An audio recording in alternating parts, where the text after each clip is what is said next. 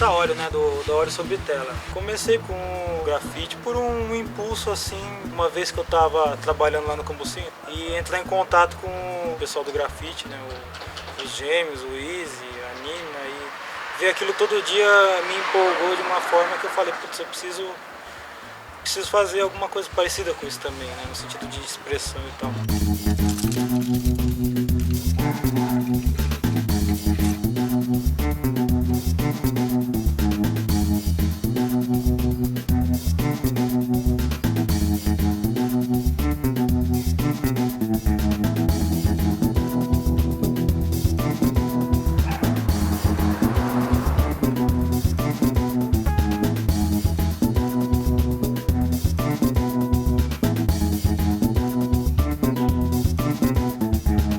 Eu pintei por um bom tempo dentro de casa, na tela, e a sua arte fica presa àquele círculo de amigos, né? Não é algo muito democrático, né? Você está ali na segurança da sua casa, que não acontece na rua. Fica extremamente vulnerável a qualquer tipo de pessoa e a experiência é muito mais gratificante, assim. O contato, a resposta é praticamente imediata, assim. As pessoas te interrompem no momento que você está fazendo e expressam o que estão sentindo ali no momento que estão te vendo, coisa que quando você está dentro de um ateliê ou dentro de uma casa não acontece.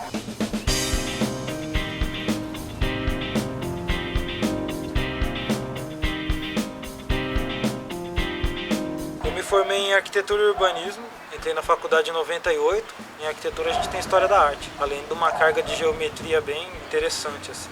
E aí quando eu vi isso na arquitetura eu falei, putz, que maravilha. Tudo que a pessoa precisa, né? A geometria para entender o espaço e a história da arte para te dar um rumo. Então esses elementos de alguma forma contribuem hoje no que eu faço.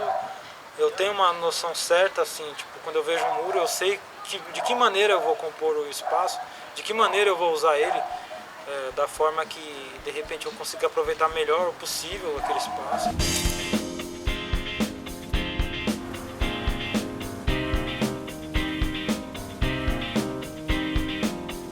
Uma pessoa, independente de ser rica ou independente de ser um mendigo da rua, elas vão ter a oportunidade única de ver aquilo ali, entendeu? No mesmo lugar, né? O cara não vai precisar ir na Tate Gallery de Londres para ver aquilo que está na rua ali, sabe? É muito democrático. A partir do momento que você faz o grafite, você está doando um dia seu de vida para aquilo, para uma arte que você também, quando você virar as costas, você não tem controle nenhum. Pode chegar alguém e simplesmente fazer um desenho em cima, como pode alguém colar um cartaz, como pode alguém de repente pintar tudo de branco de novo.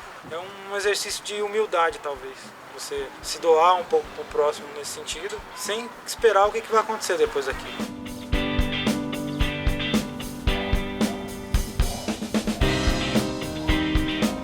Eu não tenho um compromisso de querer ser compreendido, de certa forma. Tanto que eu às vezes uso umas frases em latim, umas frases em russo, que nem eu sei pronunciar, eu sei o que significa, mas eu coloco pela necessidade visual que eu tenho, assim. Eu gosto dos alfabetos ciríricos, de outros alfabetos. Eu acho que a letra em si, ela carrega uma mensagem gráfica muito importante, tão importante como a imagem de uma figura, por exemplo.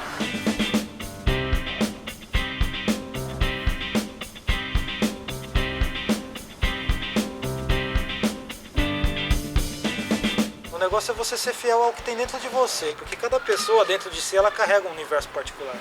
Só que a gente é condicionado a todo momento a ignorar isso.